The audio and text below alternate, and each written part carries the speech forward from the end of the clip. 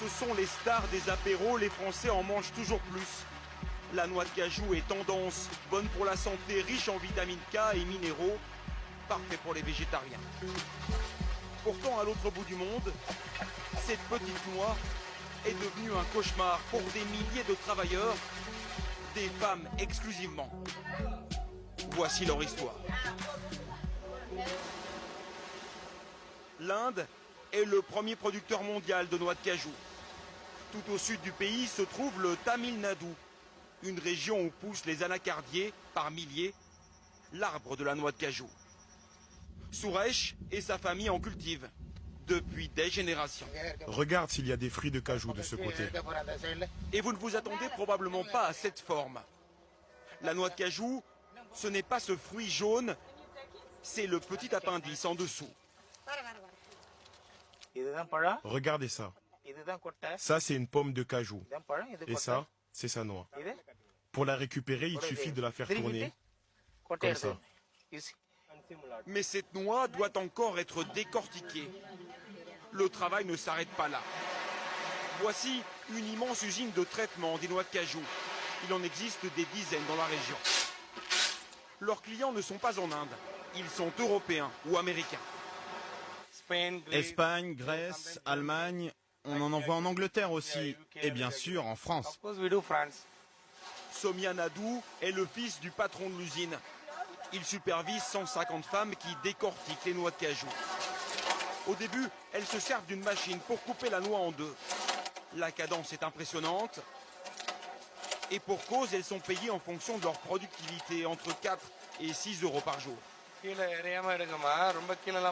Elles doivent commencer tôt le matin et travailler vite pour gagner quelque chose. Il n'y a pas de salaire fixe pour elles. Le reste du travail est encore plus dur et se fait entièrement à la main. Problème, la coque et la peau de la noix sont difficiles à enlever. Et à l'intérieur se trouvent des produits acides, extrêmement caustiques, qui brûlent la peau.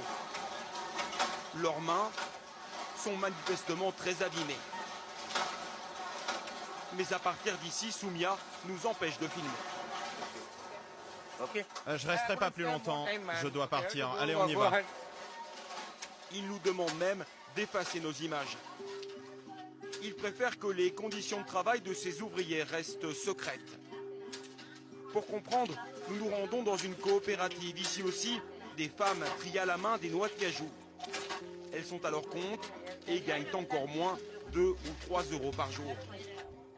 Elles revendent ensuite leurs produits à des grossistes. Ici aussi, les mains sont gravement atteintes par l'acide contenu dans les noix. Ce liquide avec lequel nous sommes en contact toute la journée finit par brûler nos doigts et les rendre noirs. Regarde là, une fois une coque est tombée sur ma jambe et ça m'a brûlé immédiatement. Des blessures extrêmement douloureuses, mais impossible pour elles de porter des gants qui les gênent et se déchirent.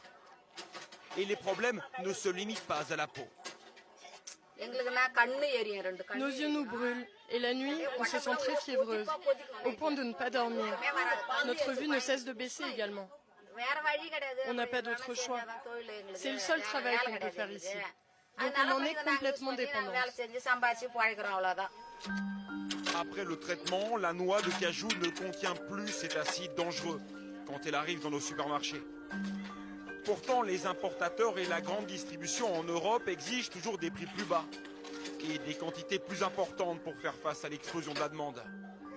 Au bout de la chaîne, ce sont elles qui en payent les conséquences, les 50 000 petites mains des noix de cajou, qui elles-mêmes ne peuvent que très rarement s'en offrir.